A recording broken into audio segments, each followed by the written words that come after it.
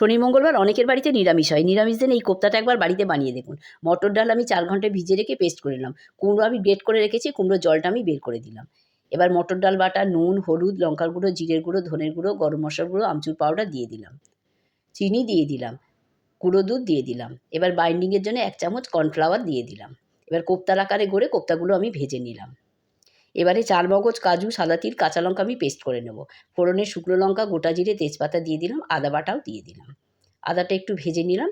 ভেজে নিয়ে tomato paste করে রেখেছি সেটা দিয়ে দিলাম। নুনও দিয়ে দিলাম।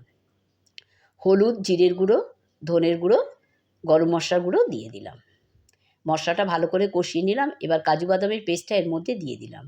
মিক্সির জার ধুয়ে একটু জল দিয়ে দিলাম। এবার জলের পরিবর্তে আমি দুধ দিয়ে দিলাম।